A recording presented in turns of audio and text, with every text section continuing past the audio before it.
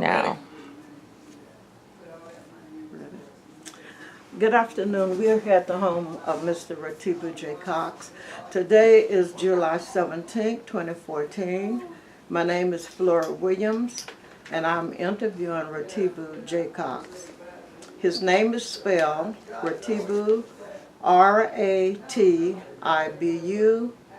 Last name is Jacocks, J-A-C-O-C-K-S. We are interviewing him here at his home in Rialto.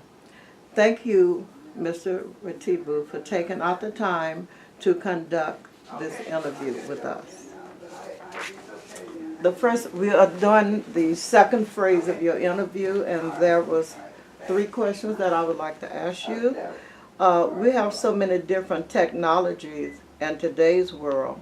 Was there TV, phones, or other major appliances when you was growing up? Okay. You remember now I was born in 1943, and I lived in a place called Deep Creek, Virginia. And in Deep Creek, they did not have electric lights. They did not have telephones. They did not have television. They did not have refrigerators. They did not have running water. It did not have the provisions that we had later on in 1964. So when I grew up, no, we did not have any of those things that we would call modern technology. We made light from a lantern, and it burned oil, and that's how we were able to see and read when it was dark. We cooked from a stove that we put wood and coal in to cook the food, and we would have to boil the water outside of the house, bring it inside of the house, and use a hand machine in order to wash clothes. So we did not have what you were having. Okay, but since you said that there wasn't running water, how did you get your water for cooking and taking a bath? Okay, well, that's a good question. We had a pump. My father would drive pipe into the ground about 100 feet, and we would pump the water out of the ground, and that's how we got water. We pumped the water into the basins or the pans or whatever we needed it, and from the outside, then bring it inside into the house. So did you have, I know you didn't have electric, but did you have the hand crank washing machines to wash your clothes? Yeah, that was we had 2 types. One was a washing board, where my mother would scrub the clothes on the board. Mm-hmm. And then we also had, I'm trying to remember now, that was the only way we had it. We had to scrub the cloth into the water and clean it that way. Then she would put it in another pan of water to rinse it. Then she would put it into another pan of water to put blue in it so it could be bright and crispy. She wanted her clothes clean.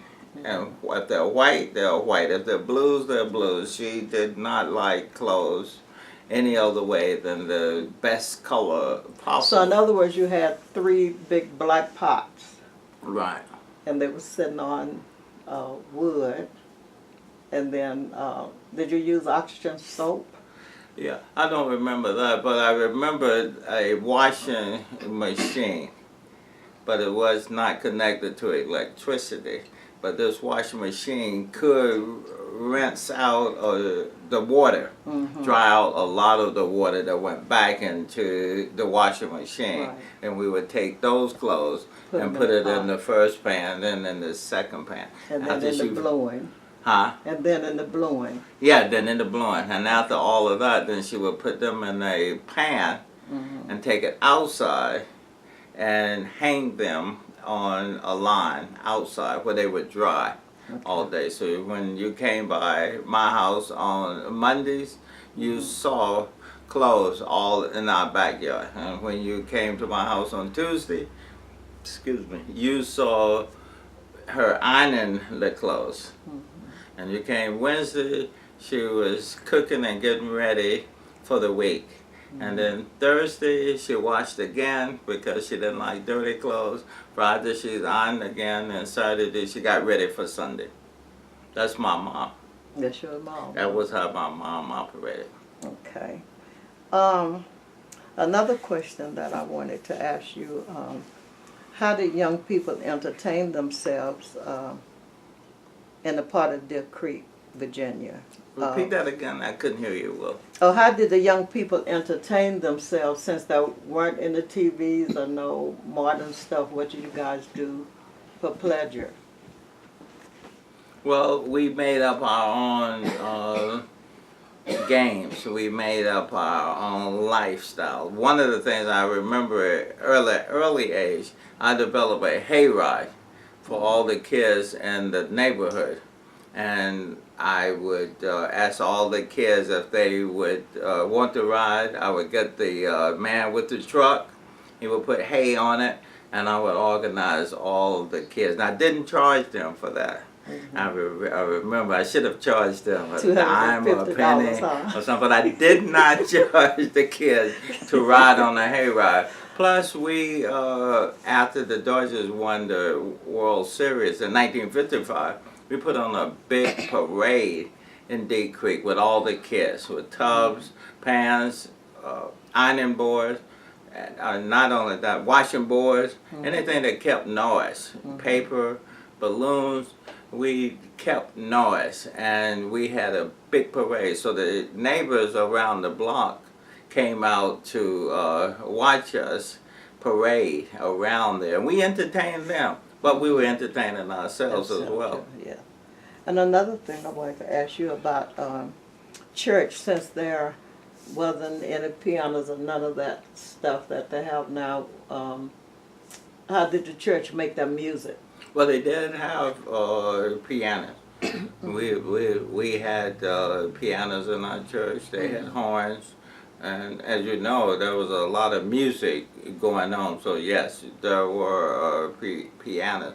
But our church was in two ways. I had 3 different types of churches. That's a real good question. My mother was a Church of God in Christ disciple. My father was a Baptist. And then later on, they both joined a non-denominational sect called the Brethren. So I went through 3 different types of organized religion as a child. Okay, but what was the difference between the Church of God and... Disciples Church in God, they believed that the only people that was going to heaven were Jesus' disciples. That's what it was in the New Testament. They were all disciples, so they were disciples.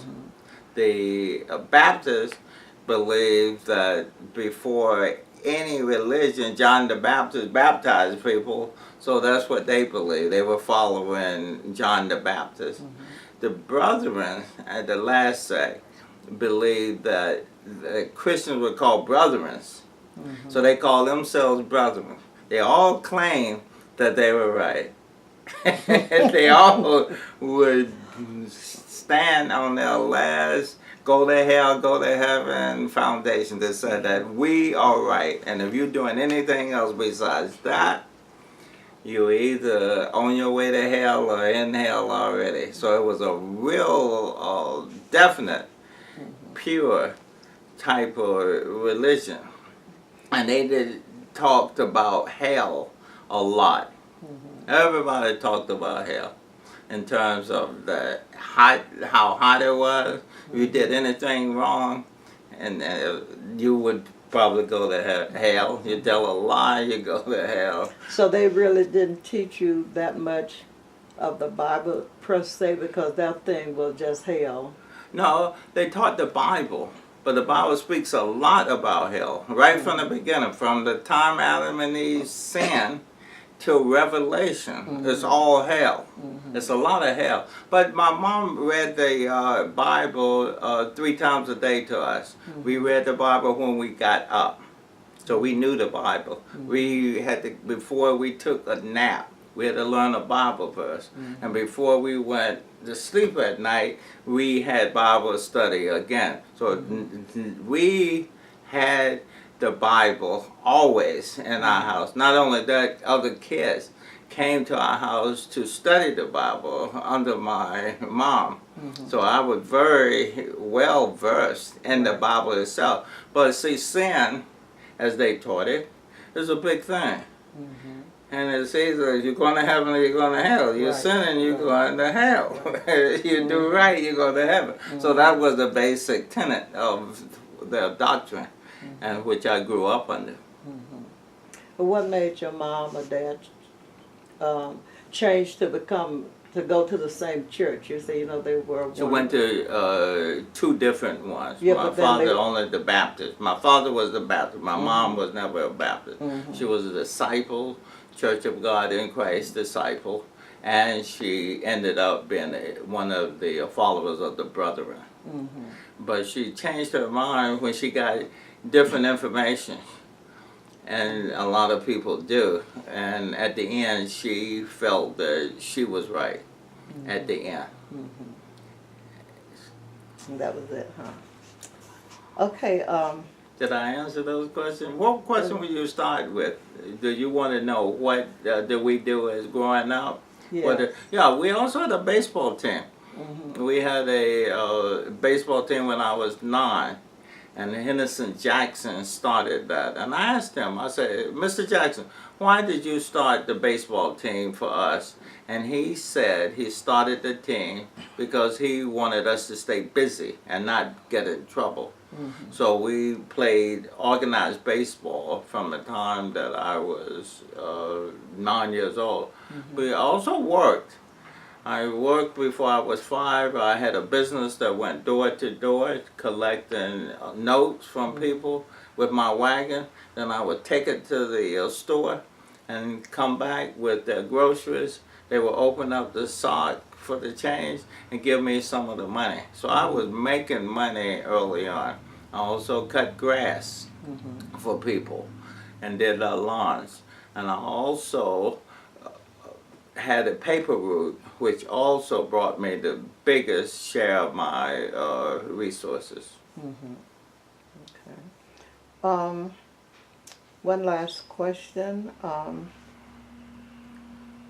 What did the area look like where you come from? Did you have sidewalks, muddy roads, horse and buggies, or what during that time? Well, at the beginning, now D Creek is inside of Norfolk County. At the time it was called Norfolk County. It was unincorporated.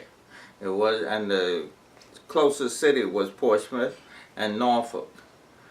Those were the closest cities to us.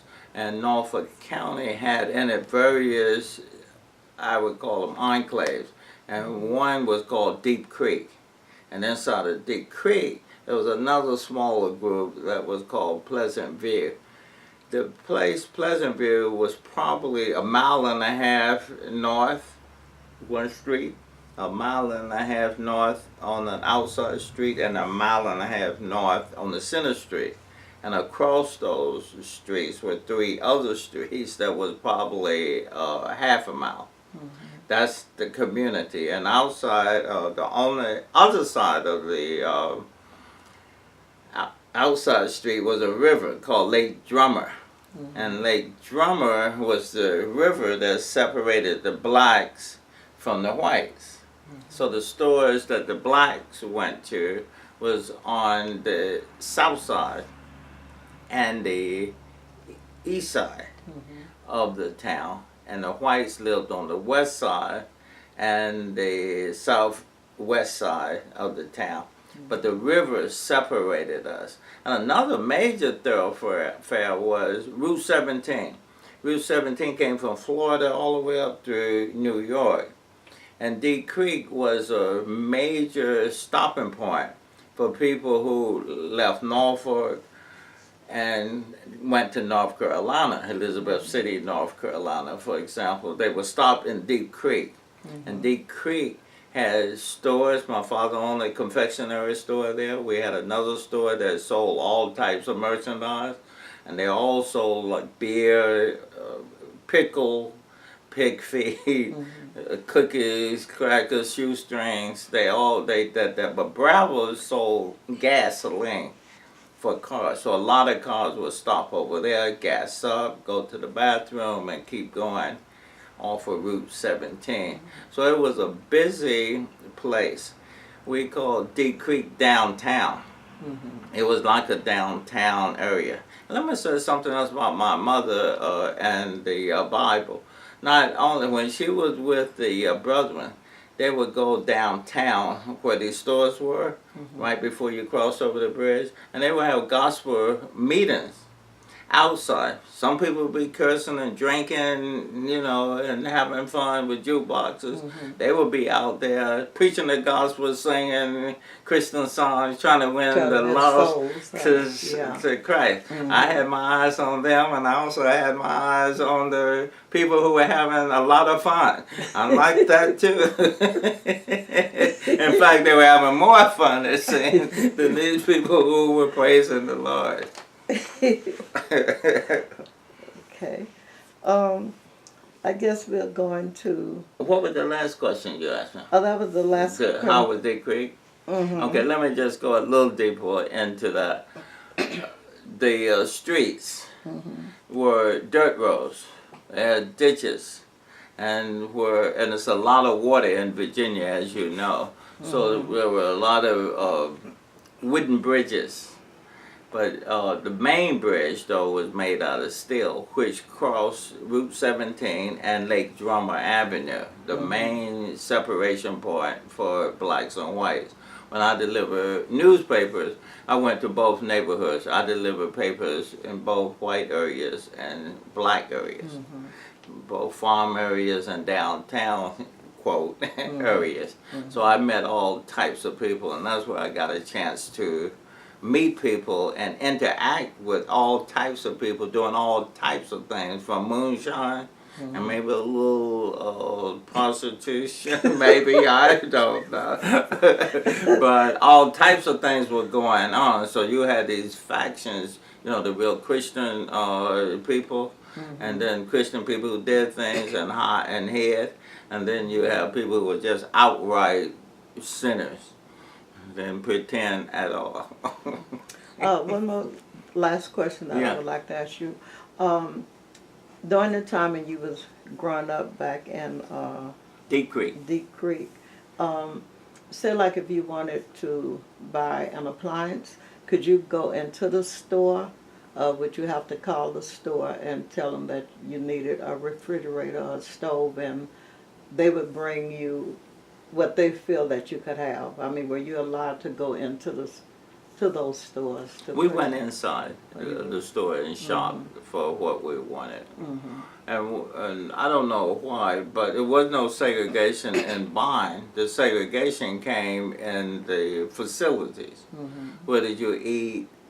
Where did you ride the bus? Those types of things. But when it came to spending money outright, you could go all over the store and pick whatever you had the money to do. So we didn't have a separation there. Okay, so this closes our interview, and I want to thank you, Ratibu Jacocks, so much for the interview. Okay, thank you. Thank you.